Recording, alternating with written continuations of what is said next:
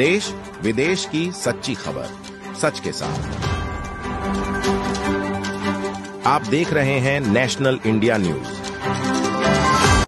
North Bengal के सिलीगुड़ी शहर पर उत्तर बंगाल मेडिकल कॉलेज एवं अस्पताल के फिजिकल मेडिसिन एवं रिहेबिलिटेशन विभाग के एक छात्र के मानसिक एवं यौन शोषण की शिकायत विभाग के वरिष्ठों के खिलाफ की गई। आरजी टैक्स मामले के बाद पूरे राज्य में धमकी संस्कृति को लेकर काफी हंगामा हुआ था। उत्तर बंगाल मेडिकल कॉलेज एवं अस्पताल भी खतरे की संस्कृति से अछूता नहीं है। हालांकि उत्तर बंगाल मेडिकल कॉलेज एवं अस्पताल में भी यही तस्वीर सामने आई। पिछले वर्ष जनवरी में छात्रों ने विभाग के द्वितीय वर्ष के छात्र के खिलाफ शिकायत की थी। वह विभाग की पिकनिक पर नहीं जाना चाहता क्योंकि वरिष्ठ लोग विभिन्न तरीकों से उनका मानसिक और यौन शोषण कर रहे हैं। पीएमआर विभाग के छात्रों ने पीएमआर छात्र और उसके सहपाठियों की पीठ को दीवार से दबाकर आंदोलन शुरू किया।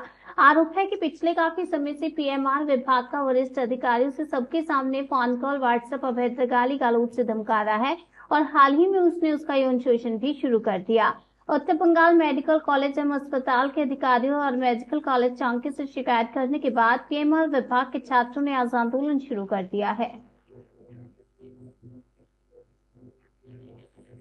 মানে একজন স্টুডেন্ট না অনেকজন স্টুডেন্ট যখন বলছে আমি ওই এটার সত্যটা আমি প্রাথমিকভাবে এটা সত্য বলেই মনে করি, কিন্তু আমি বললাম যে হাতে আমার কাছে কিছু প্রমাণ নেই, কিন্তু প্রাথমিকভাবে এটাকে আমি সত্য বলেই মনে করি। এটা থেকে এতদিন হয়ে গেল তারপর কোনো রকম স্টেপ নেওয়া হয়নি, যে এফআইআর করা হয়নি, তারপর হুমকি আসছে।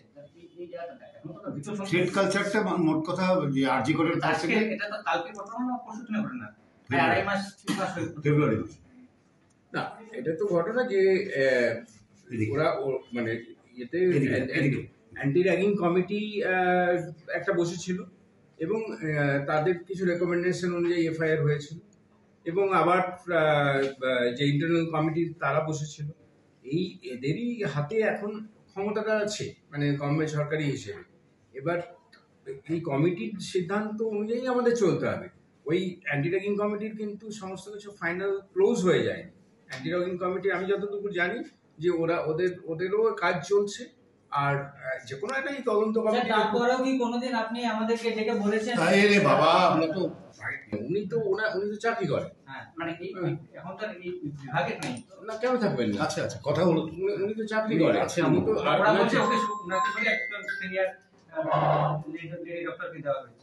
না, সেটা হচ্ছে যে একটা আনঅফিসিয়াল একটা দায়িত্ব থাকে যে এই ফিজিওথেরাপি সেকশনটা এটা একটা ফিজিক্যাল মেডিসিন ডিপার্টমেন্ট, আর একটা সেকশন হচ্ছে ফিজিওথেরাপি। সেই সেকশনটার কাউকে